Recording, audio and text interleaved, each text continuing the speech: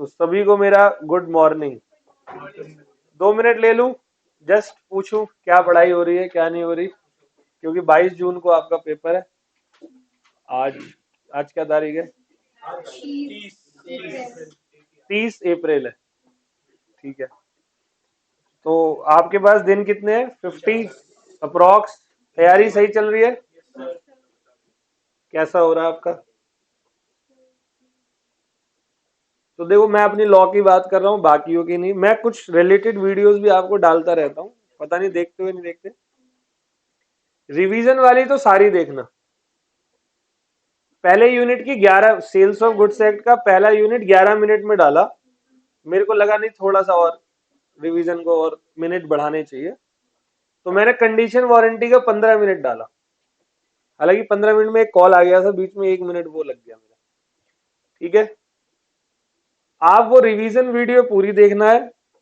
आज शाम को 7 बजे के आसपास। क्या भाई पिकनिक हो रही है? वही तो पूछ रहा हूँ, पिकनिक हो रही है? बेटे गेट तो बंद कर दे। आज शाम को 7 बजे सेल्स ऑफ गुड्स एक्ट के चारों यूनिट का अपलोड मारूंगा, ऑडियो। ठीक है, वो एप्लीकेशन पे डालने वाला हूँ। एक अलग से कॉलम होगा उसमें, audio of CA found audio for CA foundation, वो आप डाउनलोड करना है। और इन 40 दिनों में जब भी आपको 15 मिनट 10 मिनट मिले, मल्टीपल टाइम्स गानों की जगह पे वो ऑडियो सुन लेना। लेकिन ऑडियो तब सुनना जब बुक से कर लिया, नोट से कर लिया, रिवीजन नहीं, वीडियो देख ली। वो वाली वीडियो देखनी रिवीजन की। कौन किसने अभी तक देखी हुई है? सच बताना सीरियसली। बस 3-4 बच्चे। क्यों नहीं देख रहे? क्यों डाल रहा हूं मैं? मेरे कोई और दूसरे बच्चे घूम रहे? डाल देखो बेटे, आप ही लोगों के लिए तो डाल रहा हूँ, और किसके लिए डाल रहा हूँ? तो वो वीडियो आपको देखनी है वहां पे। क्लास में चलती रहेंगी, लेकिन वो थोड़ा अभी नेगोशिएबल के बारे में हम पार्टनरशिप भी करने वाले। आप तब तक के लिए एक अलग प्लेलिस्ट बनाई हुई है, वो देखो, वो वाली वीडियो देखो। ठीक है, स्टार्ट कर रहा हूं आज की क्लास को। नेगोशिएबल चल रहा है हमारा, और चेक तक का टॉपिक हमने कर लिया था। तो चेक के बाद हम शुरू करेंगे, बट उससे पहले आज का प्रॉपरली जो अभी तक पढ़ा है वो प्रॉपर रिवीजन करा रहा हूं, ध्यान से सुनना सबके सब।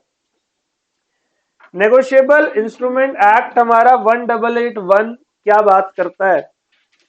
तो सबसे पहले नेगोशिएबल की एक डेफिनेशन मैंने बताई। Negotiable instrument means a promissory note, a bills of exchange, a cheque which is payable to a certain person or his order or to the bearer of the instrument।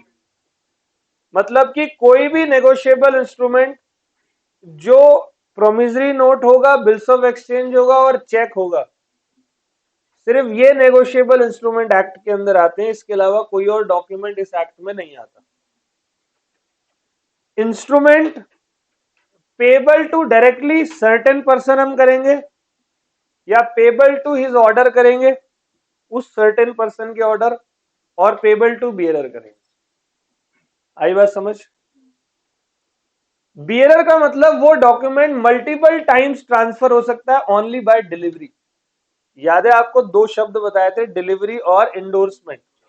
Endorsement में कोई भी document कब transfer होता है? Delivery करने से पहले document में कुछ क्या करते हैं? चेंजेस करते हैं, तब जाकर इंस्ट्रूमेंट ट्रांसफर होता है। समझ में आई बात? तो 3 वर्ड दोबारा से रिपीट कर रहा हूं। Negotiable instrument means a promissory note, a bills of exchange, a check which is payable to a certain person or his order or to the bearer। तो नेगोशिएबल इंस्ट्रूमेंट के कुछ फीचर्स हमने पढ़े थे। अभी सिर्फ रिवीजन हो रही है, जब तक क्लास अभी 10-15 मिनट तक रिवाइज होगा, फिर हम आज की क्लास शुरू करेंगे। फिर हमने बात करी कि कुछ इंपॉर्टेंट फीचर्स होते हैं नेगोशिएबल इंस्ट्रूमेंट के। उस इंपॉर्टेंट फीचर में नंबर 1 क्या है? नेगोशिएबल इंस्ट्रूमेंट फ्रीली ट्रांसफरेबल होता है।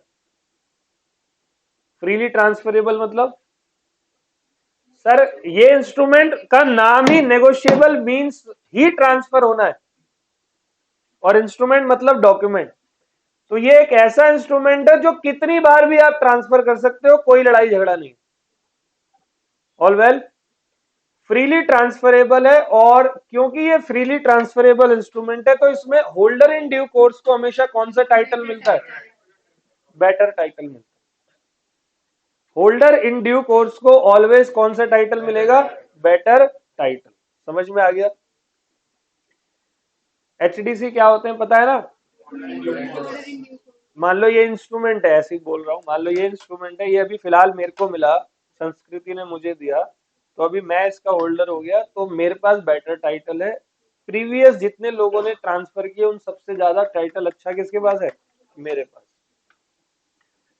तो कुछ प्रेजम्पशन है नेगोशिएबल इंस्ट्रूमेंट की, ये रट मारनी थी। Negotiable instrument is made for consideration. Her negotiable instrument में डेट लिखी होती है, बिना डेट के कोई नेगोशिएबल, वरना उसमें कैसे पता चलेगा कि इसका मेच्योरिटी कब आएगा? जब भी बिल ऑफ एक्सचेंज एक्सेप्टेड होगा, हमेशा वो मेच्योरिटी से पहले ही एक्सेप्ट किया जाएगा, और स्टैंप होना चाहिए, और हर holder is presumed to be a holder in. ठीक है, तो मैंने आपको 3 सेक्शंस पढ़ाए हैं अभी तक, section number 4, section 5, section number 6। Section number 4 promissory note की बात करता है, सेक्शन नंबर 5 किसकी बात करता है?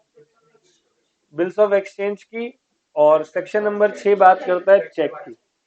तो सबसे पहले प्रोमिसरी नोट की हम बात करते हैं। A promissory note is an instrument in writing. याद रखना मैंने क्या पढ़ाया था, प्रोमिसरी नोट एक इंस्ट्रूमेंट होता है जो कि राइटिंग में होता है। Promissory note is an instrument in writing, आगे बोलो, कंटेनिंग एन अनकंडीशनल अंडरटेकिंग। जैसे मैं ये कह रहा हूं, जैसे आपने मुझे गुड्स दिया, मैंने आपको प्रॉमिस किया कि भाई मैं वादा कर रहा हूं कि मैं आपको 3 महीने बाद इतने पैसे दे दूंगा, तो दिस इज कॉल्ड अंग्रेजी में अंडरटेकिंग। ठीक है, signed by the maker. Maker मतलब जिसने वो प्रोमिसरी नोट बनाया, to pay a certain sum of money only to a certain person और इज ऑर्डर और to the bearer of the instrument. All well, तो प्रोमिसरी नोट का कोई भी स्पेसिफिक फॉर्मेट नहीं होता है। प्रोमिसरी नोट का फॉर्मेट किसी भी प्रकार का स्पेसिफिक नहीं होता। हाँ, इस तरीके से हम लोग प्रोमिसरी नोट को देखते हैं, जैसे कि ये एक प्रोमिसरी नोट है जिसपे देखो अमाउंट को 2 बार लिखा गया, स्टैंप ड्यूटीज के ऊपर लगाई गई है, और स्टैंप ये आपका नीला वाला स्टैंप नहीं होता, वो गवर्नमेंट वाला स्टैंप होता है, बता दिया था। वो टिकट नहीं होती, टिकट। और साइंड बाय द मेकर, मतलब प्रोमिसरी नोट में टोटल कितनी पार्टी होती है? एक मेकर होता है और एक पेई होता है। सही लग रही है रिवीजन? अच्छा, लॉ अभी तक ऑलमोस्ट अब खत्म होने आया है, बस पार्टनरशिप रह गया, एंड देन ऑलमोस्ट, हाँ, कंपनीज एक्ट भी रह गया। तो कैसा लग रहा है? सब ओके? कोई दिक्कत तो नहीं? पिछला वाला जो करा रहा हूँ रिवीजन, वो कंसिस्टेंसी में रिवीजन होती रहनी चाहिए आपकी। ठीक है, धीरे धीरे डालूंगा। अब सोच रहा हूँ सेल्स ऑफ गुड्स एक्ट करा के फिर एक एलएलपी की रिवीजन डालू, कुछ 20-25 मिनट में एलएलपी कंप्लीट करेंगे। ऑल वेल, फिर एक ऑडियो डालूंगा। आपको ये प्रॉपरली एक सिस्टम बना के रखना है अपने नोट्स का हर एक जगह पर, कि एग्जाम टाइम पे ज्यादा समय नहीं लगेगा ढूंढने में। ऑडियो अपने फोन में एक फोल्डर बना लेना। ठीक है, फोल्डर बना लेना, फोल्डर में कॉन्ट्रैक्ट एक्ट का ऑडियो अलग रखना, सेल्स ऑफ गुड्स एक्ट का अलग रखना, सबका अलग रखना। जहां टाइम मिले फालतू का इधर उधर का काम मत करना, कोई रील्स नहीं देखनी, कोई कुछ नहीं देखना। 50 दिन की बात है, थोड़ा सा एडजस्ट करो। 5-6 बार सुन लोगे ना, 5-6 बार सुनोगे तो एग्जाम के अंदर कम से कम मेन हेडिंग्स लिखने में प्रॉब्लम नहीं आएगी। ठीक है, पेपर पूरा सॉल्व करके आना, छोड़ना नहीं है बिल्कुल, 1 मार्क्स का नहीं छोड़ना। तो ओके, आगे करते हैं। 2 पार्टी है प्रोमिसरी नोट में, एक मेकर होता है, एक पेई होता है। मेकर मतलब वो बंदा जो पैसे देता है, देगा फ्यूचर में, जिसने पैसे देने का वादा किया है, और पेई मतलब रिसीवर ऑफ मनी। अब प्रोमिसरी नोट के कुछ फीचर्स थे। Feature number 1, promissory note return में होना चाहिए। दूसरा, एक्सप्रेस प्रॉमिस टू पे करना है। एक्सप्रेस प्रॉमिस टू पे का मतलब आप अपना ये नहीं इंटेंशन डिक्लेयर कर रहे हो, सिर्फ एक्नॉलेजमेंट नहीं देनी। जैसे मैंने आपसे 20,000 ले रखे, तो मैं आपको कह रहा हूँ हाँ भाई, मैंने तुझसे 20 ले रखे, तो ये क्या बात है? मैं अगर ये बोलूं कि हाँ भाई मैं 3 महीने बाद तुझे 20,000 रुपए दे दूंगा, ये वाली बात करनी है ना। डन। और अनकंडीशनल होना चाहिए, और कंडीशन अगर हो भी तो ऐसी हो जो बाउंड टू हैपन हो, ठीक है। और मनी ओनली की बात करनी है, किस चीज की? ये आपने लिखा हुआ है प्रॉपर नोट्स दिखाना, कौन सी राइटिंग है? चल ठीक है, ये भी ओके, ये मेरे को पीडीएफ सेंड कर देना, ठीक है, मैं आप पे डाल लेता हूँ, कोई बात नहीं, वो मैं लिखवाऊंगा। मनी ओनली, तो सिर्फ मनी, मनी के साथ क्या लिखा हुआ है? ओनली। चलो जी, फिर हमने बात करी साइंड बाय मेकर होना चाहिए, सर्टेन पे और स्टैम्प, ओके। ये हमारा प्रोमिसरी नोट को साइड कर दिया। फिर बात हुई बिल्स ऑफ एक्सचेंज की।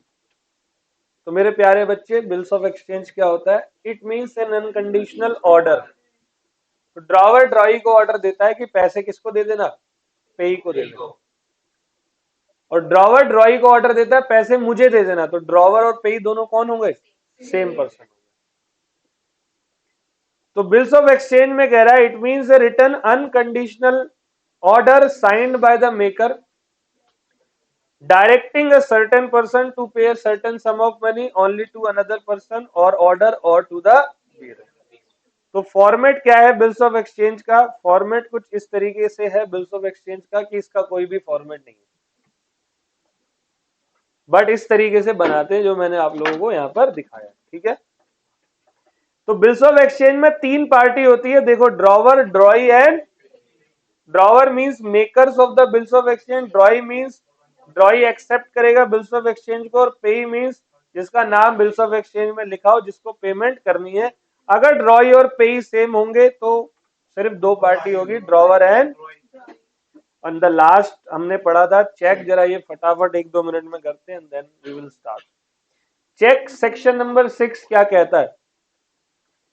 चेक एक ऐसा बिल्स ऑफ एक्सचेंज होता है drawn upon a specified banker and always payable on demand। Specified banker यानी कि मेरा अगर एचडीएफसी बैंक में बैंक अकाउंट है तो मैं क्या एसबीआई का चेक इशू कर सकता हूं? तो मैंने अपने स्पेसिफाइड बैंकर को एक चेक किसी पर्सन को दिया, तो स्पेसिफाइड बैंकर मेरे बैंक से पैसे काट कर उस पर्सन को कब देगा? जब वो अपने बैंक में पैसे डालेगा, उसका बैंक मेरे बैंक के पास जाएगा क्लियर करने। तो क्लियरिंग साइकिल होती है जिसको ट्रंकेटेड चेक बोलते हैं, याद है। और एक इलेक्ट्रॉनिक चेक होता है जो एग्जैक्ट पेपर में रहे। चेक और बिल्स ऑफ एक्सचेंज में बस इतना सा फर्क है कि चेक में जो ड्रॉई होता है वो ऑलवेज बैंकर होगा, और बिल्स ऑफ एक्सचेंज में ड्रॉई जो है वो बैंकर के अलावा कोई और भी बंदा हो सकता है। बाकी दोनों ही बिल ऑफ एक्सचेंज होते हैं। और सबसे खास बात चेक की है, cheque always payable on demand होता है, ठीक है। तो यहां मैंने यूनिक फीचर बताए थे और टाइप्स ऑफ चेक करवा के डिफरेंस करवा के बंद कर दिया था आपकी क्लास में। आज की क्लास शुरू कर दे। चलो मेरे ज्ञान देवताओं, बहुत अच्छे से समझना। कंसेप्ट नंबर नेक्स्ट कहता है क्लासिफिकेशन ऑफ नेगोशिएबल इंस्ट्रूमेंट। तो नेगोशिएबल इंस्ट्रूमेंट को हम लोग क्लासिफाई करने जा रहे हैं, अच्छे से सुनना। कहता है following are the different types of negotiable instrument. तो अलग अलग तरीकों के नेगोशिएबल इंस्ट्रूमेंट है, कई सारे तरीके मैं आपको ऊपर बता चुका हूं। अब क्लास स्टार्ट है, ठीक है। और नेगोशिएबल है, अब थोड़ा सा क्रूशियल स्टेज है तो अच्छे से समझना। कह रहा following are the different types of negotiable instrument. Heading क्या है? Classification of negotiable instrument. तो नेगोशिएबल इंस्ट्रूमेंट कुछ अलग तरीकों के होते हैं। एक होता है ऑर्डर इंस्ट्रूमेंट। ऑर्डर इंस्ट्रूमेंट का मतलब होता है कि ऐसा नेगोशिएबल इंस्ट्रूमेंट जिसमें किसी पर्टिकुलर बंदे का नाम लिखा हो या लिखा हो और हिज ऑर्डर, या क्या लिखा हो? और हिज ऑर्डर। जैसे मैंने बोला मैं किसी मिस्टर अनिल को 50,000 रुपए 3 महीने बाद दूंगा, तो ये तो पर्टिकुलर पर्सन हो गया। या मैंने ऐसे लिख दिया मिस्टर अनिल और हिज ऑर्डर, तो ये ऑर्डर इंस्ट्रूमेंट होते हैं। देखो क्या लिखा है, it means the negotiable instrument payable to a particular person और इज ऑर्डर और payable to a particular person without containing the word. कभी कभी तो बंदा बहुत सतर्क होता है, वो कहता है भाई, जैसे चेक इश्यू करते हैं, चेक में नाम लिखा हुआ है भाई मैं मिस्टर अनिल को पैसे दे रहा हूं, चेक में कोई ऑर्डर नहीं लिखा, भाई इस चेक को पास क्लियर कौन करेगा, सिर्फ अनिल करेगा। समझ गए? या मान लो मैंने कोई प्रोमिसरी नोट इश्यू किया, मैंने लिखा मिस्टर अनिल और हिज ऑर्डर, तो फिर अनिल की जगह पर वो बंदा जिसको अनिल बोलेगा उसको पेमेंट कर दी जाएगी। समझ गए? इसको कहते हैं ऑर्डर इंस्ट्रूमेंट। तो कहता है it means the negotiable instrument payable to a particular person और हिज ऑर्डर और payable to a particular person without containing the word order. तो एग्जाम्पल है यहां पर पे टू आर और ऑर्डर, मतलब आर को पे करूंगा या आर के कहने पर, या कभी कभी कुछ लोग होते हैं वो थोड़े सतर्क रहते हैं, वो कहते हैं भाई पे टू आर ओनली, तो यह विदाउट कंटेनिंग द वर्ड क्या है, ऑर्डर। समझ गए? तो ये एक तरीके कौन सा इंस्ट्रूमेंट है, ऑर्डर इंस्ट्रूमेंट। एक बात बताओ, ऑर्डर इंस्ट्रूमेंट को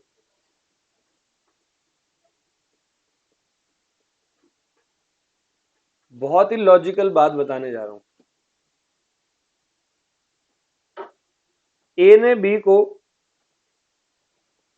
प्रॉमिस किया, प्रॉमिसरी नोट इशू करके ए ने बी को बोला कि मैं तुझे पे करूंगा या तेरे ऑर्डर पे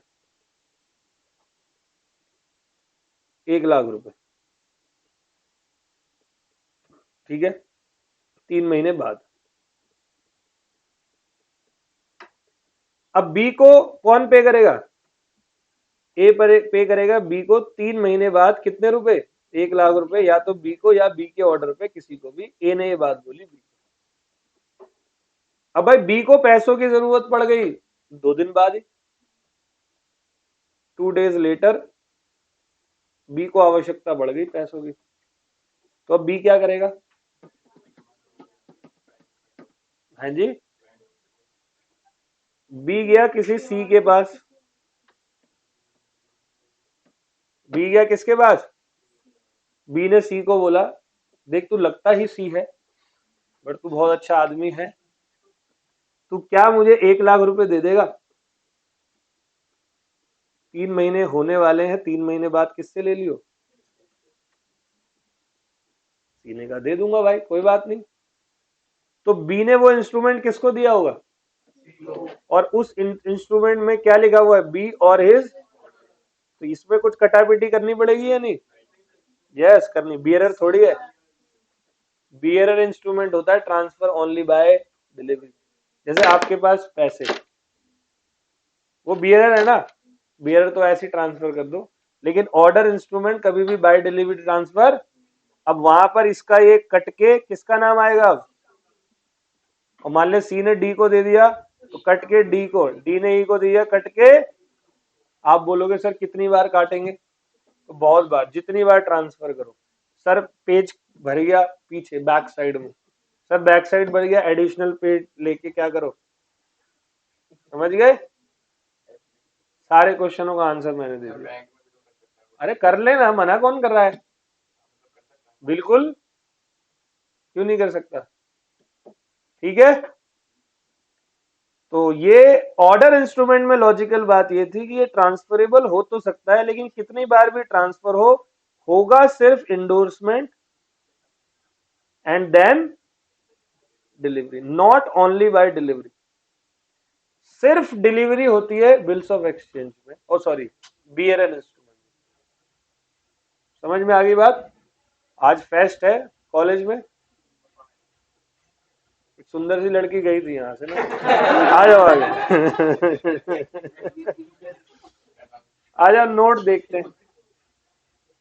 N order instrument can be negotiated from one person to another person by endorsement and, तो इंडोर्समेंट हो सकता है एंड साथ में डिलीवरी ओनली। All well.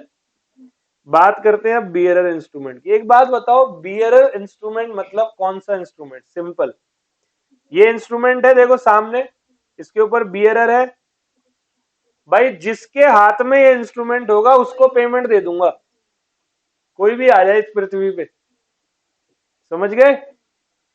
जैसे कि 500 का नोट, आपकी जेब में किसी पे 150 रुपए भी होंगे बटुए में, पर्स में, क्या आपसे कोई पूछेगा? जैसे आप छोले कुलचे खाने गए, आपने खाए, वो आपने उसको 100 रुपए दिए, उसने आपसे 100 रुपए लिए, कहां से चोरी करके लाया है? ऐसे पूछता है कोई? भड़क नहीं जाएंगे? उसके छोले उसके पहले कुलचे पे लगा के ऐसे मुंह पे नहीं मारेंगे? साले चोर बोलता है। समझ गए?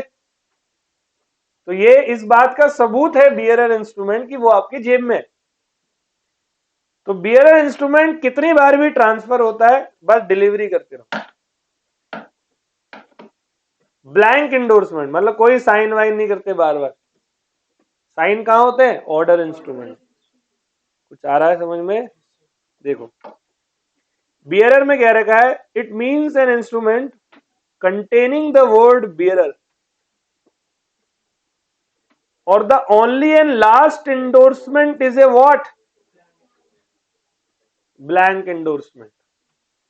It means an endorsement in which endorser put his signature without writing the name of the endorser। ने साइन कर दिया भाई ये चलता जाएगा चलता जाएगा। अब मान लो कि किसी के पास आ गया, अब वो सीधा रिडीम करवाना चाहता है तो वो आगे ट्रांसफर नहीं करेगा। जैसे कि एग्जांपल है पे टू रवि और बियरर, ठीक है? तो भाई बियरर इंस्ट्रूमेंट का नेगोशिएशन कैसे होता है? नेगोशिएशन मतलब ट्रांसफर बाय डिलीवरी ओनली। तो देखो the ownership of bearer instrument can be transferred from one person to another by mere of the. आपको नहीं लगता बियरर इंस्ट्रूमेंट में झगड़े बहुत हो सकते हैं? अब मान लो किसी का 500 का नोट गिर गया, वो तो मैं ही शरीफ था ना, तेरा 100 रुपए वापस दे दिया। कोई और होता तो मना कर देता कि भाई बता प्रूफ दिखा कि तेरा ही 100 का नोट है। इसका क्या खोया था ना एक दिन 100 रुपए, खुद ही मेरे को ये बड़ा हंसी आती है, खुद ही लेके आ गई सर किसी का नोट गिरा है। ठीक है? तो नोट पे किसी का कोई मालिक है ही नहीं, जिसके पास है वो मालिक है, सिंपल। तो बियरर इंस्ट्रूमेंट भी वैसे ही होता है। और मैं ये कह रहा हूं, क्या भाई उठा ले फिर। ठीक है? तो सेक्शन नंबर, मतलब बहुत कम लोग ऐसे होते हैं जो रोड पे पड़े हुए रुपए लेके पुलिस स्टेशन जाते हैं। पुलिस स्टेशन पे आते हैं बेटा, वो चूरन वाला नोट होगा, तूने देखा नहीं होगा। अरे 2-4 रुपए मिले होंगे तो कोई नहीं, मान ले 500 की गड्डी मिली होती तो रख लेता ना। ये सच्चाई बोली, और ये बोलता ना तब भी वापस दे देता, तो फिर मैं इसके लिए 4 जोक तैयार हो गए थे। अभी सुनना, सेक्शन 31 ऑफ आरबीआई एक्ट। मैं आपसे ये कह रहा हूं कि क्या बियरर इंस्ट्रूमेंट में लड़ाई झगड़े होने के चांसेस हैं? यस सर, बहुत। तो इन लड़ाई झगड़ों को रोकने के लिए एक सेक्शन 31 आया आरबीआई एक्ट का, जो कि ये कहता है कि आरबीआई और सेंट्रल गवर्नमेंट को छोड़कर कोई भी बंदा कोई भी promissory note payable to bearer या कोई भी bills of exchange payable to bearer on demand issue नहीं कर सकता। सिस्टम ही बंद कर दिया। अच्छा ये नोट बियरर है, बट वो इशू किसने करे? समझ गए? अच्छा बिल्स ऑफ एक्सचेंज कई सारे payable to bearer on demand होते हैं, बट वो कौन इशू करता है? आरबीआई या सी। बस झगड़ा खत्म। तो ज्यादातर अब जो नेगोशिएबल इंस्ट्रूमेंट चलते हैं वो ऑर्डर चलते हैं, कोई लड़ाई नहीं, कोई झगड़ा नहीं, प्रेम से रहो। ठीक है? तो 2 इंस्ट्रूमेंट हो गए, ऑर्डर और बियरर। अभी सब क्लासिफिकेशन पढ़ के किताब पे जाएंगे। ठीक है? अगला है मेरा time bomb, sorry time instrument. ठीक है? अब ये टाइम इंस्ट्रूमेंट का मतलब क्या होता है? ये वो प्रोमिसरी नोट और बिल्स ऑफ एक्सचेंज होते हैं अच्छे से समझना, उनको टाइम इंस्ट्रूमेंट बोला जाता है when it is made payable after a specified period. जैसे देखो यहां लिखा है आई प्रॉमिस बी टू पे ₹50,000 आफ्टर, भाई समय है या नहीं 3 महीने का, तो इसको टाइम इंस्ट्रूमेंट भी कहा जाता है। या बी ये कहता है ऑन ए स्पेसिफिक डे, जैसे आई प्रॉमिस टू पे बी 50,000 ऑन 1 Jan 24, एक डे आ गया तो टाइम आ गया। या आफ्टर साइट और ऑन प्रेजेंटमेंट, तो ये बड़ा अच्छा है, इसी को समझाना। जैसे कि मान लो किसी डॉक्यूमेंट पे लिख दिया आई प्रॉमिस टू पे ₹10,000 10 days आफ्टर साइट, इसका मतलब होता है आफ्टर साइट मतलब होता है ऑन प्रेजेंटमेंट, जिस दिन तू मुझे प्रेजेंट करेगा उसके 10 दिन के अंदर तू मेरे से क्या ले जियो। ऑन साइट मतलब आफ्टर साइट, यहां ऑन साइट नहीं क्या है, एक होता है एट साइट, एट साइट मतलब जब आ जाए तब ले जाइयो पैसा, जब प्रेजेंट करेगा तब दे दूंगा। और आफ्टर साइट में हमेशा देखो यहां लिखा है आई प्रॉमिस टू पे बी ₹50,000 10 days आफ्टर, मतलब जिस दिन प्रेजेंट करेगा उसके 10 दिन में तू मेरे से। और एड साइड होता है डिमांड इंस्ट्रूमेंट, डिमांड मतलब जब तेरे को पैसे चाहिए, जब तुझे चाहिए होगा मेरे से ले जियो, जब तू डिमांड करेगा दे दूंगा, उसको एड साइड बोलते हैं। और आफ्टर साइड मतलब वो एक टाइम इंस्ट्रूमेंट है। आ गया समझ में? क्लियर है बेटे? कोई डाउट किसी बच्चे को? 3 बातें पढ़ी, ऑर्डर इंस्ट्रूमेंट, बियरर और टाइम इंस्ट्रूमेंट। अब पढ़ेंगे हम demand instrument. It means A negotiable instrument, it means a negotiable instrument, number A, on which time for payment is not specified, जिसपे पेमेंट का टाइम स्पेसिफाइड, और which is expressed to payable on at side, at side मतलब on present में। जैसे check issue होता है वो payable on क्या होता है, क्या मैं बैंक को बोल के रखता हूं हर 2 तारीख को मेरे बैंक से काट दियो, बैंक मेरे बैंक से पैसे तब काटेगा जब मैं उसको बैंक को बोलूं, मेरी डिमांड पर, वैसे नहीं। तो यहां देखो एग्जांपल है, जैसे यहां लिखा है आई प्रॉमिस टू पे ₹50,000, आई प्रॉमिस टू पे 50,000 ऑन डिमांड, या पे बी 50,000 एट साइड मतलब जब तेरे को पैसे की जरूरत पड़े मेरे पास आ जियो, मैं दे दूंगा, बिल्कुल हमारी माँ की तरह है। गलत तो नहीं कह रहा? कभी भी तुम्हें जरूरत पड़ती कहाँ याद हो, मम्मी के पास ही जाते हो, टेढ़ा मेढ़ा करके दे ही देती है, सुन में सुना के गाली वाली दे के पीट पैट के। पापा थोड़े स्ट्रेट फॉरवर्ड होते, पापा के पास जाया करो जब उन्होंने 2 पैग मार रखे, फिर तो जमीन भी तुम्हारे नाम पे, बेटी जा, कुर्सी भी ले जा, खड़े खड़े पीऊंगा।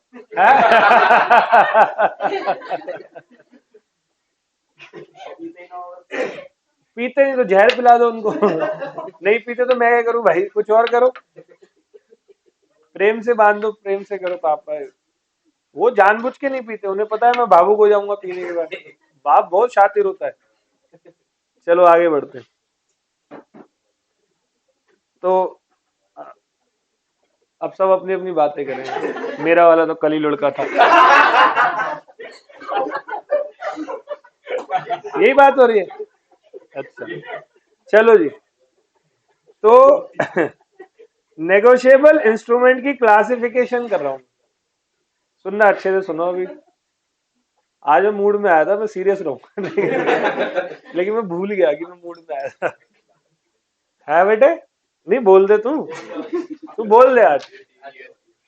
सुनो जी, नेगोशिएबल इंस्ट्रूमेंट में सबसे पहला हमने क्या पढ़ा, ऑर्डर।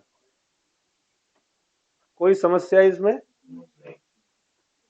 दूसरा हमने पढ़ा एनी प्रॉब्लम, तीसरा मैंने क्या पढ़ाया, एनी प्रॉब्लम, चौथा पढ़ाया मैंने, या एट साइड भी बोल दो। मुझे लगता है ये 4 क्लासिफिकेशन आपको इजीली समझ में आ चुकी है। अभी बुक से करेंगे हम प्रॉपरली, नेगोशिएबल को बुक से पढ़ना बड़ा इंपॉर्टेंट है। अब नंबर 5 है हमारा इन लैंड इंस्ट्रूमेंट। कुछ बच्चे इसको तेजी में इंग्लैंड पढ़ के चले जाते हैं, तो भाई इसीलिए बहुत स्लोली मैंने बताया इन लैंड इंस्ट्रूमेंट।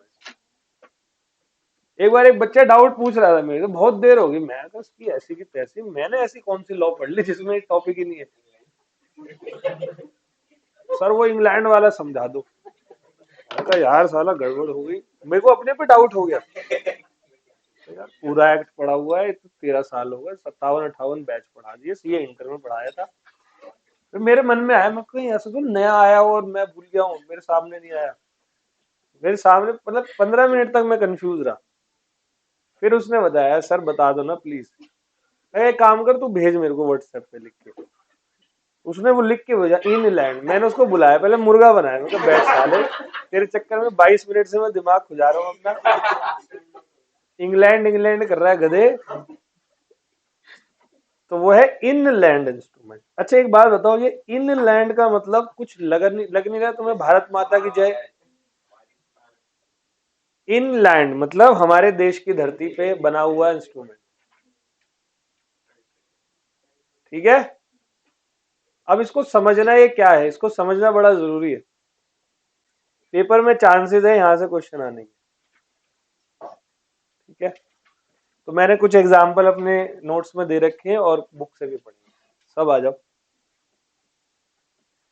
तो इनलैंड इंस्ट्रूमेंट सेक्शन नंबर 11 क्या कहता है?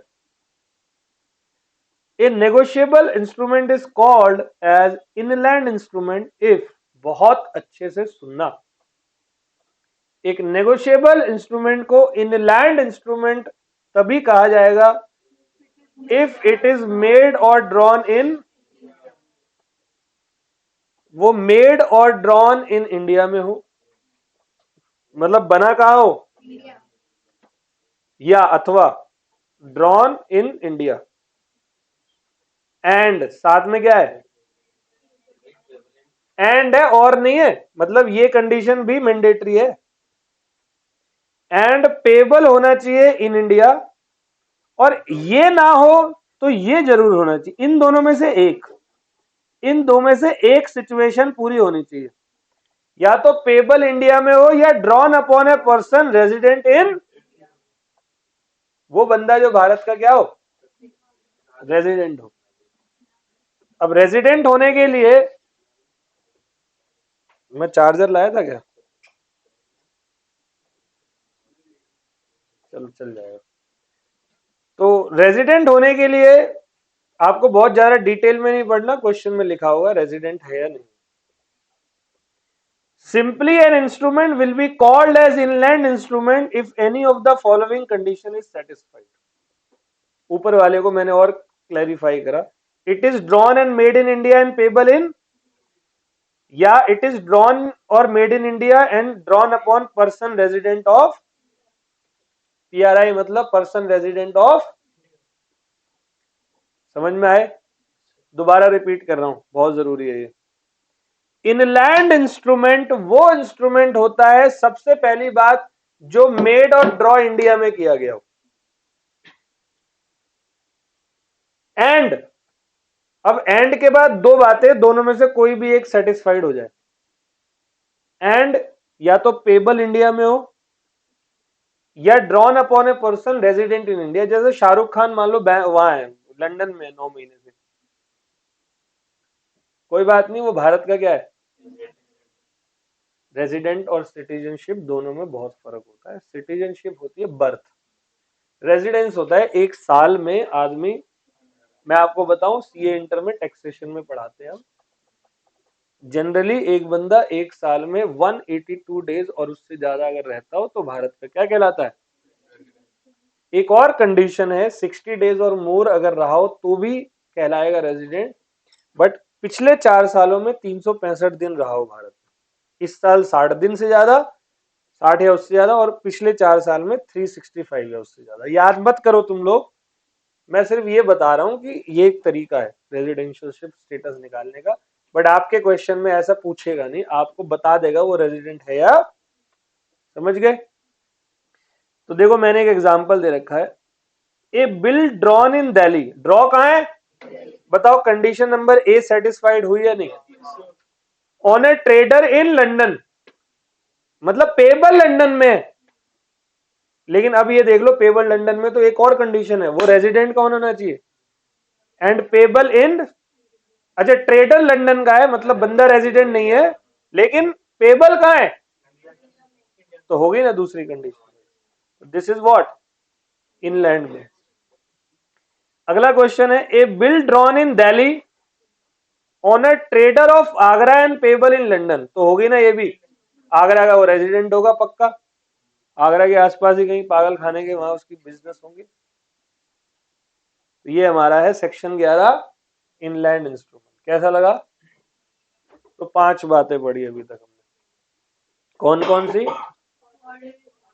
सर ऑर्डर इंस्ट्रूमेंट पढ़ा, टाइम इंस्ट्रूमेंट पढ़ा, बियर पढ़ा, ऑन डिमांड यानी कि एट साइड पढ़ा, इनलैंड पढ़ा, अब फॉरेन पढ़ा। फॉरेन बहुत सिंपल, जो इनलैंड नहीं है वो क्या है, a bill which is not an section 12।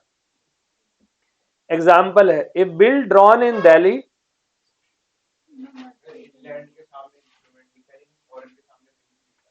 एक ही बात, नेगोशिएबल, दोनों में कोई फर्क नहीं। सुनो जी, a bill drawn in Delhi on a merchant in and payable also in, तो देखो ये दोनों में से एक, ए पार्ट तो फुलफिल हो गया कि ड्रॉ कहाँ है, दिल्ली में, और बी पार्ट जो इंलैंड का था उसमें से एक भी फुलफिल हो जाता तो ओके हो जाती बात, एक भी फुलफिल नहीं हो रहा, मर्चेंट लंदन का है और पेबल भी, तो this is not an inland instrument, this is a foreign instrument as per section. ठीक है, 6 बातें पढ़ ली हमने। तो कैसी लगी सर 6 की 6 बातें? उम्मीद करता हूं समझा पाया। एक काम करें, यही 6 बातें पहले बुक से देखते हैं, ठीक है, फिर हम अगला टॉपिक करेंगे। थोड़ा सा, मेरी किताब कहाँ है ये,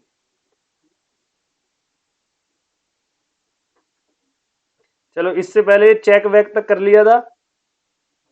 आ जाओ, क्लासिफिकेशन ऑफ नेगोशिएबल इंस्ट्रूमेंट। प्यारे प्यारे बागड़ बिल्लो, तुम्हारी एमटीपी आ गई? कल किसकी आई थी? आज लॉ की आएगी।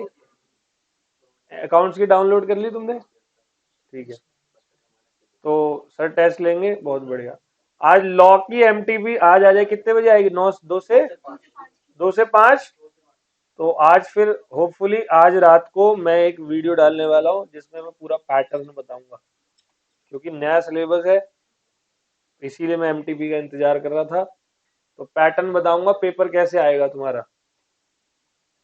तुम पढ़ोगे तो तुम्हें समझ में नहीं आएगा वैसे, अब मैं बताऊंगा कौन से चैप्टर से कितना पूछने वाले हैं और क्या उनका वो रहेगा।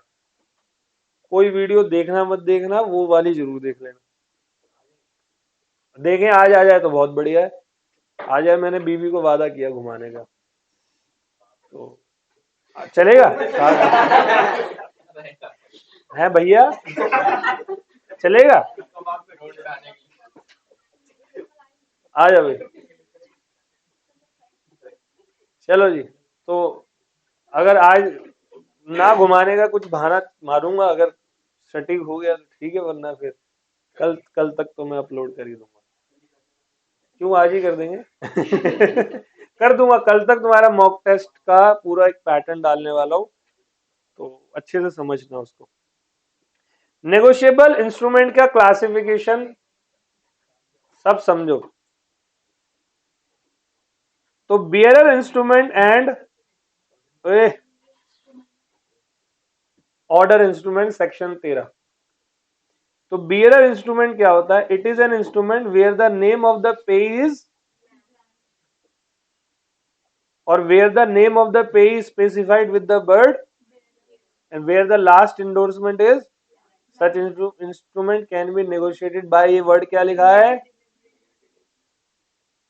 एग्जाम में? ये लैंग्वेज लिख कर आना, सर नंबर नहीं काट सकता तुम्हारे। अब चलो ऑर्डर की बात करते हैं। It is an instrument which is payable to a person or payable to a person or his order or where the last endorsement is full. Such instrument can be negotiated, ये रट मारना, by endorsement and endorsement मतलब कटेगा पिटेगा फिर आगे जाएगा. तो देखो bearer और order, name of the pay blank, payable to a person or his order. Name of the pay is specified with the word bearer. यहाँ payable to order of a person और last endorsement full होगी, यहाँ blank होगी. ये only delivery और ये endorsement and delivery. Notes पढ़कर यहाँ आओ तो बिल्कुल मक्खन की तरह समझ में आता है. अब इनलैंड और फॉरेन को देख लेते हैं. इनलैंड इंस्ट्रूमेंट कहता है promissory note, bills of exchange और चेक ड्रॉन और मेड इन इंडिया. यहाँ क्या है? एंड मेड पेबल इन और drawn upon any person resident in India shall be deemed to be an inland. Example बेटे ये है ना, ये आएंगे तुम्हारे पेपर में. ज्ञानियों ये पेपर में आएगा तुम्हारे. ठीक है, start. A promissory note made in payable in क्या है? ठीक है. A bill drawn in person resident in, अब चाहे दुनिया में वो कहीं रहता हो, resident of Agra, bills of exchange in Agra, उन्हें बी मर्चेंट इन न्यूयॉर्क. लेकिन बंदा कहाँ का है? आगरा का. तो फिर रेजिडेंट हो गया ना. A resident of Mumbai Drew A bill of exchange in Mumbai on a merchant is in, हो गया resident. If the bill of exchange mentioned in the above two example endorsed in France, they will remain. अब कहीं endorse हो जाओ, बंदा तो resident India का ही है. तो देखो शॉर्ट में बोला इन्होंने, place where instrument is drawn और made payable, promissory note, bills of exchange, cheque drawn madeable in India, resident of person payable in India या drawn upon a person resident in India are, इन दोनों में से एक चीज fulfil हो जाए, इन दोनों में से एक चीज फुलफिल हो जाए, और ये तो होनी है, इन दो में से एक और एक ये वाली होनी है. ठीक है, कैसा लगा जी? चलो फॉरेन की बात करते हैं. Foreign instrument is instrument which is not N, बहुत सिंपल सी बात है. अब इंग्लैंड की किसी भी कंडीशन को फॉलो नहीं कर रहा. अब जैसे कि बिल ड्रॉ इंडिया में हुआ है, पेबल फ्रांस में हुआ है और बंदे का नाम है जॉनी वॉकर. ठीक है, वो हंस गए, सब समझ में आता है. आ जाओ जी. ठीक है, समझ गए? तो जी ये पूरा हो गया. अब अगला है इनकोहेट एंड एम्बिगुअस इंस्ट्रूमेंट. ठीक है, अब मैं वापस जा रहा हूं अपने नोट्स पे. कहाँ गए नोट्स? बेटे समझ में आ रहा है ना कुछ ऐसी?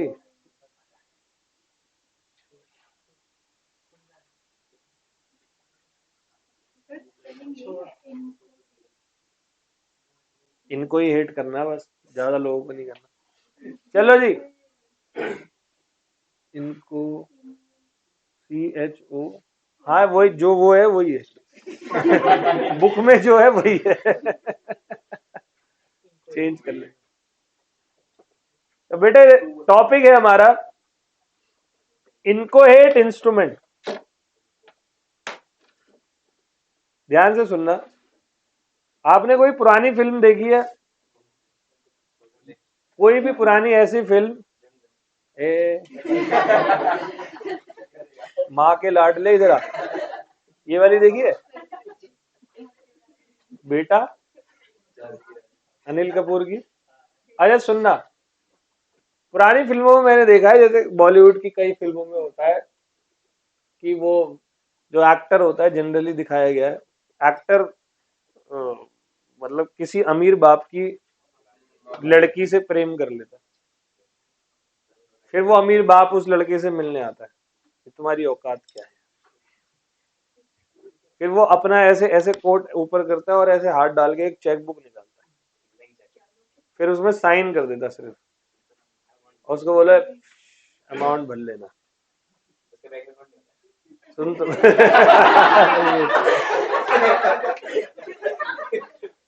है ना, देखा है,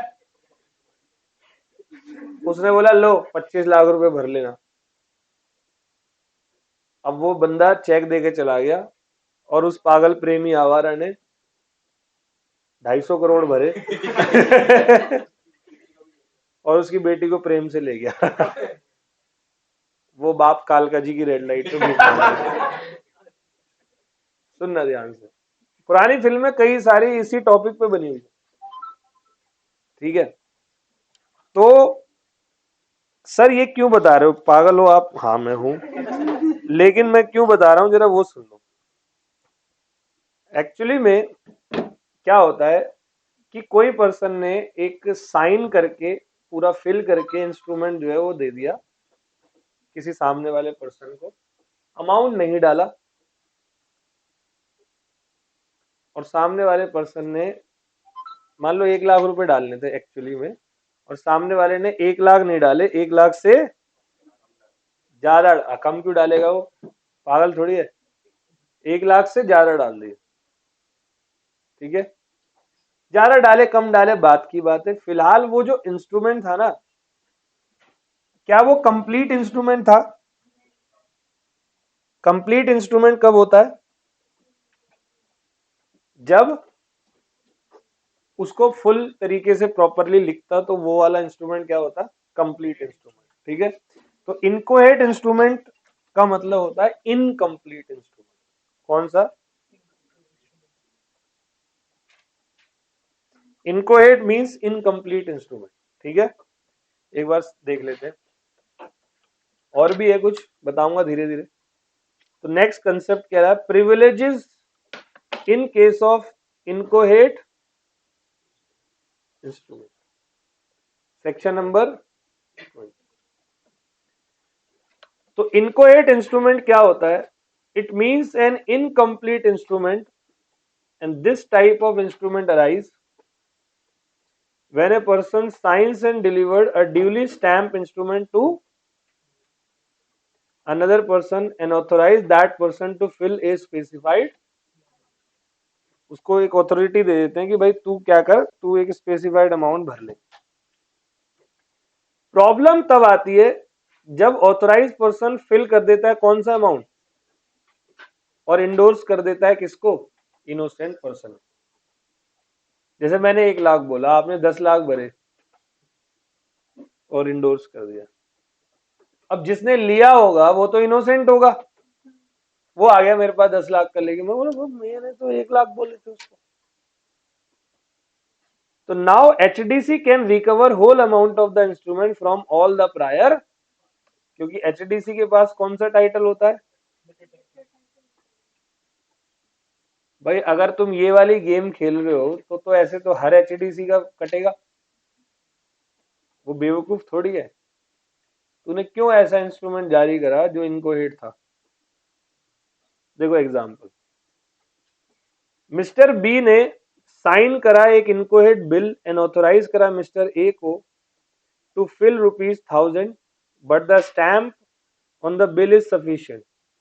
अच्छा, क्या होता है, स्टैम्प ड्यूटी जो लगी होती है ना, उसमें जो स्टैम्प लगते हैं उसका रीजन क्या होता है? स्टैम्प की एक वैल्यू होती है, एक लिमिट होती है स्टैम्प की। जैसे कि हमने कोई स्टैम्प खरीदा, एक ये वाला स्टैम्प लिया तो 1000 रुपए तक का स्टैम्प ये होता है। मान लो दूसरा लिया, वो कितने का होता है? एक तीसरा लिया, वो कितने का होता है? मान लो कोई स्टैम्प था जो मैंने इंस्ट्रूमेंट पे लगाया, उसकी वैल्यू कितनी थी, बट भरने को मैंने कितने रुपए बोले और सामने वाले ने कितने भर दिए, क्योंकि स्टैम्प की वैल्यू कितनी थी, तो इंस्ट्रूमेंट तो ठीक निकला। तो स्टैम्प की वैल्यू जितनी होगी उतने तक का बंदा भर देता है और आगे बढ़ जाता है। All well. तो देखो क्या है, B signs an inchoate bill and authorize Mr. A to fill ₹1000, but the stamp on bill is sufficient. A fraudulently fill 10,000, ए ने फ्रॉडुलेंटली 10,000 रुपए भरे, और सी ने क्या करा, C bought the bill in good faith and for price, so C will be holder in, उसकी कोई गलती थोड़ी है। Here C can validly recover rupees 10,000 from prior, this is called what, inchoate instrument. All well. अब अगला सुनना, अगला है मेरा एम्बिगुअस इंस्ट्रूमेंट का मतलब। बेटे एम्बिगुअस मतलब होता है अनक्लियर, ये वर्ड तो हमने सीखा हुआ है। क्या मतलब होता है? अनक्लियर। ऐसा इंस्ट्रूमेंट जो क्लियर इंस्ट्रूमेंट नहीं है, जो अनक्लियर इंस्ट्रूमेंट है, उसको मैं कौन सा बोलता हूं? एम्बिगुअस। सुनना बहुत अच्छे से, देखो एग्जाम्पल दिया हुआ है मैंने बड़ा प्यारा। Sallu writes a bill of exchange on Salman. देखो कितना कांड कर रहा है ये। सल्लू ने बिल ऑफ एक्सचेंज राइट किया किस पे? पहले बताओ, दोनों एक हैं दो अलग अलग है ना? एक। और सल्लू ने बाद में इंडोर्स कर दिया किसको? एसआरके को। अब एसआरके या तो इसको इंस्ट्रूमेंट को बिल ट्रीट कर ले, या तो क्या ट्रीट करे। However, once decision is taken about the nature of instrument, it cannot be changed later. एक बार डिसीजन एसआरके ने ले लिया कि बिल है या प्रोमिसरी नोट, जो भी डिसीजन लिया बाद में वो डिसीजन बदल। तो एम्बिगुअस मतलब when drawer and drawee are, अब मैंने ही क्या करा, मैंने ही, जैसे मेरा नाम है दीपक, मेरे को मेरी माँ दीपू बुलाती है बचपन से, है ना? हर बच्चे का उल्टा सीधा नाम होता ही है, पिंटू, मिंकू, दीपू, गोलू, है ना, तुत्तू। हमारे एक सर है, सर के बहुत बहुत फेमस सर है, वो बहुत फेमस थी एक इंडस्ट्री में। तो उनके दो बच्चे, एक बेटा और बेटी। जब हम पढ़ते थे बहुत, 14 साल पहले, 24 आ गया, ये हो गया 15 साल पहले, तब सर के दो बच्चे थे। उसका घर का नाम था, एक का नाम गोलू और लड़की का नाम था तुत्तू। सर जब बोलते थे तो मुंह से थूक निकलता था।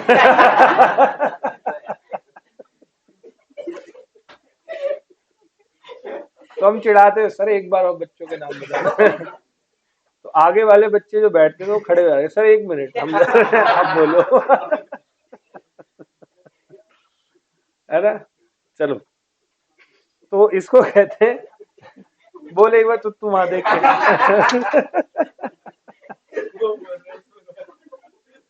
दूर रह के बोलना। ठीक है, एम्बिगुअस इंस्ट्रूमेंट आ गया। All well. तो जी वापस आते हैं, जरा बुक के ऊपर आते हैं। मैं सोच के आ रहा फालतू नहीं बोलूंगा। कहा गया, ये रहा एम्बिगुअस आ गया। Section number 17 of the Act reads as, where an instrument may be construed either as promissory note or the holder may at his election treat as it either instrument shall be henceforth forward treated accordingly. मतलब अब SR के उसको अगर मान लो promissory note मानता है, तो SR के आगे जब उसको इंडोर्स करेगा तो वो किस नाम से इंडोर्स होगी? Promissory note. ठीक है? तो does an instrument which is vague, vague मतलब unclear, and cannot be clearly identified either as a bill of exchange or as a promissory note, is an ambiguous instrument. In other words, such an instrument may be construed either as promissory note or as bill of exchange. Section 17 provides that the holder may at his discretion treat it as either, and the instrument shall thereafter be treated accordingly. Thus, after exercising his option, the holder cannot change that it is other kind of, as it is लिखवा है notes में, कुछ बदलाव तो नहीं है। Note सबने लिख लिए? किसकी अच्छी राइटिंग है? बेटा मेरे को पीडीएफ बना के भेजोगे अच्छे से स्कैन करके, इसमें भेज देना। अडोब, अडोब है ना, किसी से पूछ लेना अच्छे से। पूरे लिखे हैं ना जो मैंने क्लास में लिखवाए थे, भेज देना मेरे को, बच्चों को देने हैं, ये पीडीएफ जाएगा नहीं, जो इसमें मैंने वर्ड अलग अलग कर दिए। ठीक है, डन है। चल मेरे भाई अगला टॉपिक चलते हैं, वापस बुक पे, ओ नोट्स पे। कैसा लग रहा है नेगोशिएबल? आसान बनाया नहीं बनाया अभी तक? ठीक है, अब बात करते हैं नेगोशिएशन की। बड़ा अच्छा पॉइंट है, पता है आपको, आप लोगों को नेगोशिएशन में प्रॉपरली बता चुका हूं, ये बात आपको पता नहीं है, अभी लग जाएगी। नेगोशिएशन का मतलब क्या होता है? क्या वही मतलब होता है जो तुम लोग दुकानों पे करते हो जाके? नेगोशिएशन मतलब तो बार्गेनिंग होती है। नेगोशिएशन मतलब होता है change of title of negotiable instrument, और टाइटल वर्ड तो आप लोग बिल्कुल रूबरू हो इस वर्ड से। टाइटल मतलब होता है क्या? ओनरशिप। ठीक है, तो change in the title of negotiable instrument, title means ownership. मेरे को हंसी आ रही है, मैं कहीं भी वीडियो अपलोड करूं और वो सर ना देख ले अपने बच्चों का नाम बहुत मारेंगे मुझे हट मारूंगा पहले। और वो बहुत सीनियर सर है, हम बड़ी इज्जत करते हैं। मैं बोल रहा हूँ सर, आई वॉज जोकिंग चलो हाँ, नेगोशिएबल, नेगोशिएशन का मतलब होता है change in title of negotiable. तो यहां पर बताया जाएगा कि कैसे आप किसी नेगोशिएबल इंस्ट्रूमेंट को ट्रांसफर कर सकते हो। एक बात बताओ, बियरर इंस्ट्रूमेंट कैसे ट्रांसफर होता है? बाय डिलीवरी, उठाया और दे दिया। ठीक है, बियरर इंस्ट्रूमेंट। जैसे अनएम्प्लॉयड लोग एक घर में बियरर का काम होता है, कोई भी कहीं भी फेंक देता है, साइड हो गलत तो नहीं कह रहा? चाचा का फोन आ गया, उसको भेज देना, काम है, ओए जा चाचा बुला रहा है वो बियरर होता है। लेकिन एम्प्लॉयड बंदा जो काम नौकरी से आता है वो बिल्कुल ऑर्डर होता है, पेबल टू ऑर्डर। उसकी मम्मी पापा वाइफ उसको बिना उससे पूछे, बिना परमिशन लिए उसको कहीं नहीं भेजते। समझ रहे हो? तो ऐसी इंस्ट्रूमेंट भी है, इंस्ट्रूमेंट अगर बियरर है तो वो ट्रांसफर बाय डिलीवरी हो सकता है। तो नेगोशिएशन का मतलब देखते हैं। नेगोशिएशन का मतलब change in the title of negotiable instrument. सबसे पहले मीनिंग है, as per section number 14, when a negotiable instrument is transferred to any person so as to constitute that person the holder thereof, the instrument is said to be, सामने वाला holder ही होगा ना, वो किसी और को दे देगा, वो होल्डर हो गया। जिस पे इंस्ट्रूमेंट होता है वो होल्डर इन ड्यू कोर्स होता है, ये बात आप जानते हो। तो नेगोशिएशन के मोड्स क्या क्या होते हैं? तो मेरे प्यारो, एक तो नेगोशिएशन होता है बाय, वॉलेंट्री होनी चाहिए। अब बियरर है का मतलब ये नहीं कि आप मेरे से छीन लोगे, पिस्टल दिखाई, ला भाई पैसे दे, होंगे नहीं, तेरी बात थोड़ी हो रही है। पिस्टल दिखाई और बोला कि ला भाई पैसा दे, कुछ आ रहा है समझ में?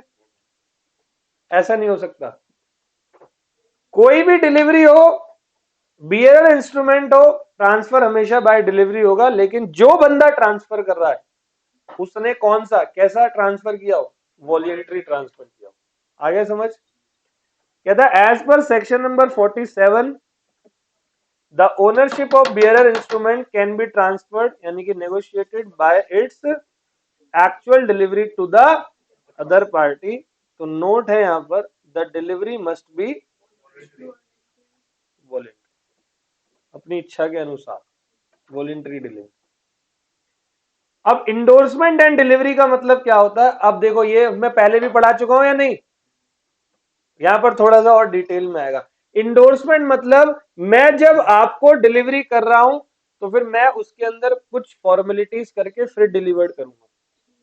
जैसे कोई डॉक्यूमेंट मैं आपको दे रहा हूं, कोई नेगोशिएबल इंस्ट्रूमेंट, तो वहां पहले मेरा नाम लिखा था, वो नाम कट के फिर वो आपका नाम आएगा। ठीक है, तो negotiation by endorsement and delivery कह रहा है as per section 48 the order instrument. अच्छा, कौन सा इंस्ट्रूमेंट इंडोर्स होता है?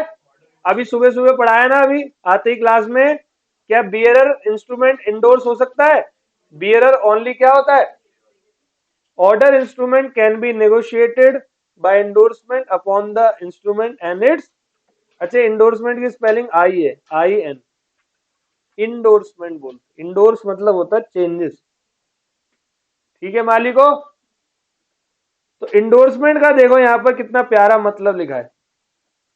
Meaning of endorsement, section number 15, it means signing on the face और back of the negotiable instrument और a piece of paper if there is no space on. मैंने क्या बोला? अगर स्पेस नहीं होता तो एड ऑन कर दो।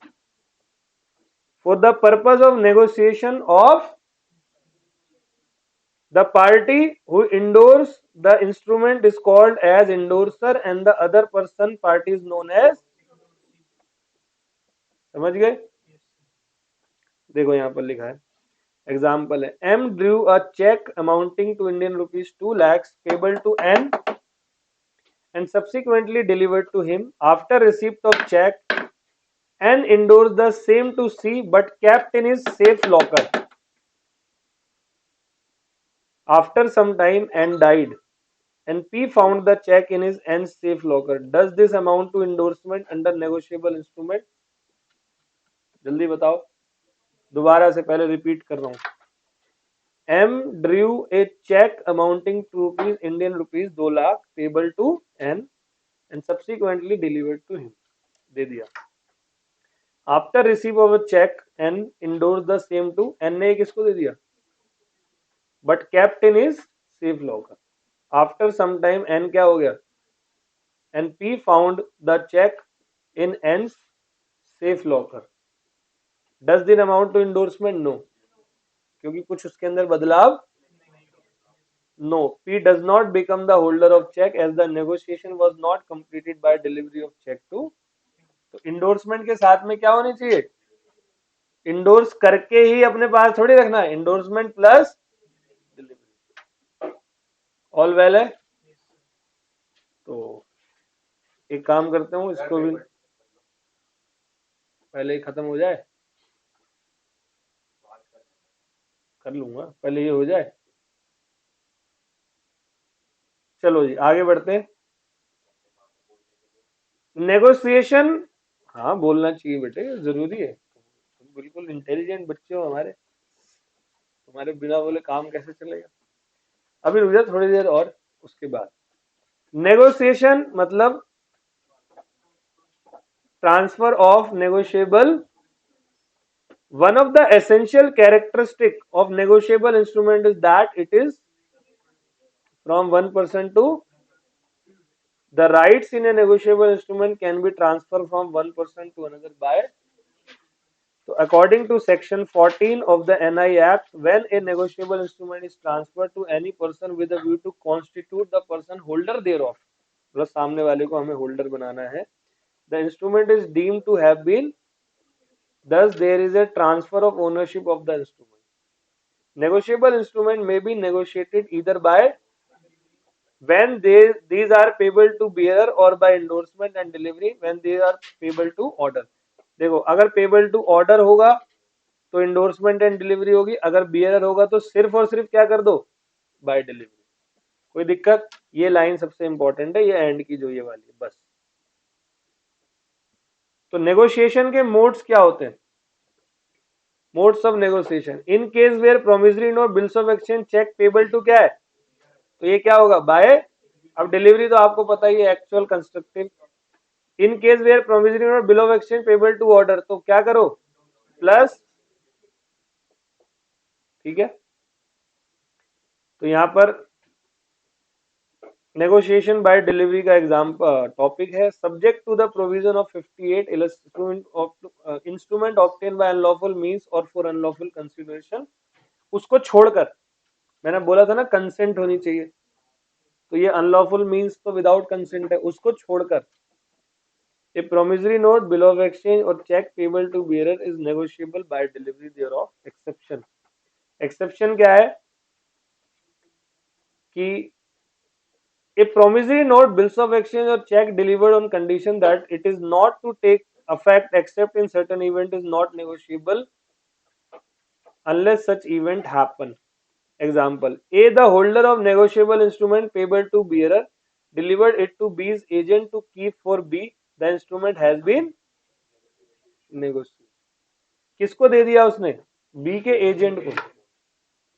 बी के लिए दिया है या बी के एजेंट को दिया है?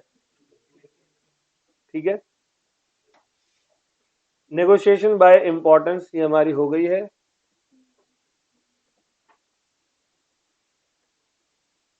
चलो जी, अब अगला टॉपिक करते हैं. डिसओनर ऑफ चेक और insufficiency of fund in the account. एक ये वाला टॉपिक करते हैं, फिर हम कहाँ गए जी? नोट्स पे आ जाओ जी. Dishonour of cheque for insufficiency of fund in account, section 138 to 142. कर दें स्टार्ट. एक बात बताओ, मैंने आपको चेक दिया और मेरे बैंक में पैसा नहीं था. आप गए, आपको 50,000 का चेक दिया, तो आपकी भी 4 जगह कमिटमेंट होगी. आपने बोल दिया जी पैसा आ गया, बस अब आते ही देता हूँ. इतने में आपको एक मैसेज आता है बैंक से कि चेक क्या हो गया, क्योंकि फंड नहीं था उसमें. इसलिए यहाँ लिखा है इनसफिशियंसी ऑफ फंड, क्योंकि कभी कभी ना चेक डिसऑनर ऐसा हो जाता है, साइन में कुछ गड़बड़ हो गई, कभी कुछ और गड़बड़ हो गई. तो भाई मेरे जानबूझ के थोड़ी करिए, कभी कभी हो जाता है. मेरे भी चेक डिसऑनर हुए एक आधे बार.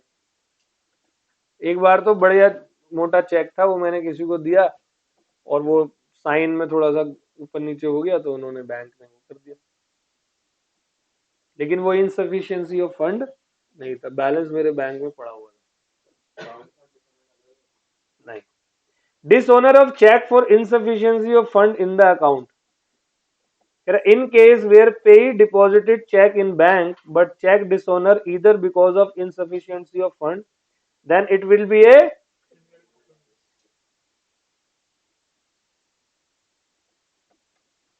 याद करो ब्रीच ऑफ कॉन्ट्रैक्ट का एग्जेम्पलरी डैमेज याद है.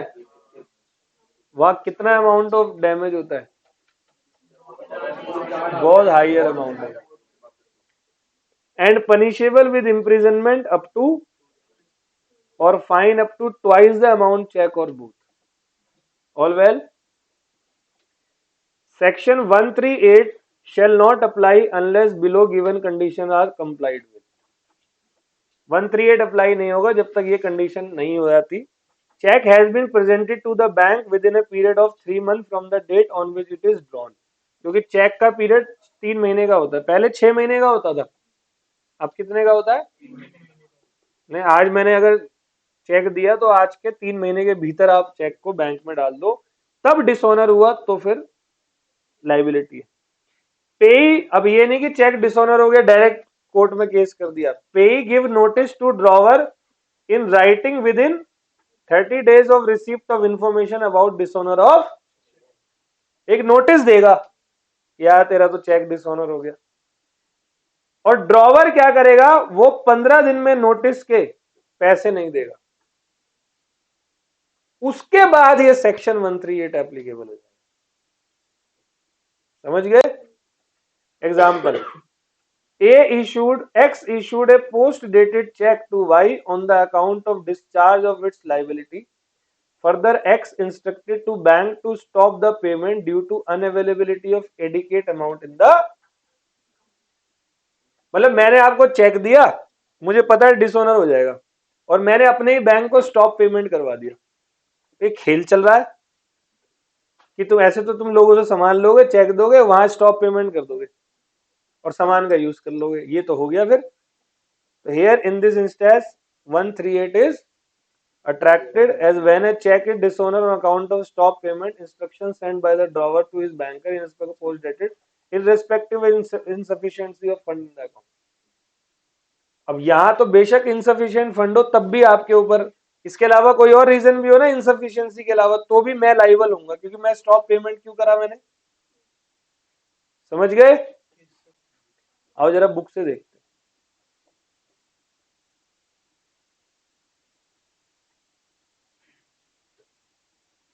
Dishonor of check for insufficiency etc of fund in the account, where any check drawn by a person on account maintained by him with the banker for payment of any amount of money to another person from that account for the discharge in whole or in part or any debt or other liability is written by the bank unpaid, either because of amount of money standing to the credit of account is insufficient, that is exceed the amount arranged to be paid from that account by an agreement made with that bank. Such person shall be deemed to have committed an offence and shall be punished with jail for a term 2 साल और fine हो सकता है twice the amount of cheque और both. 50 lakh का cheque है, 1 करोड़ रुपए का फाइन और 2 साल की जेल। तो सेक्शन 138 अप्लाई कब नहीं होगा? तो मैंने आपको बताया चेक आपको कब प्रेजेंट करना है? वैलिडिटी पीरियड में 3 महीने की वैलिडिटी होती है। Demand for payment through the notice, और फिर ये नहीं कि चेक बाउंस होती केस कर दो, 30 दिन में किसको बोलोगे? पे ही 30 दिन में चेक देने वाले पर्सन के पास जाएगा और चेक जिसने दिया था वो 15 दिन के अंदर पेमेंट नहीं करता, with in 15 days. All well? तो ये मैंने एग्जांपल दिया था, अभी सेम एग्जांपल है जो मेरे नोट्स में है इंस्टीट्यूट का ही। ठीक है, आ गया समझ में? तो presumption in favour of holder, when a check is dishonor it shall be presumed unless the contrary is proved that the holder of check received the check of the nature referred in 138 for the discharge in whole or part any debt or other liability। मतलब अगर आपको check मिला है dishonour हो गया तो आप check के होल्डर हो, आप सेक्शन 138 की सारे फायदे ले सकते हो अनलेस अंटिल कोई और बात ना हो। ठीक है, तो अब आता है हमारा कौन सा? प्रेजेंट। तो प्रेजेंटमेंट से हम क्या करेंगे? नेक्स्ट क्लास में करेंगे। अब आपका जरा फटाफट से आंसर्स मैच करवाएं जरा टेस्ट के। ठीक है, एक काम करो बच्चे, टेस्ट पेपर ले आना, वहां मैम के पास रखे हो, और मेरा चार्जर भी ले आना है।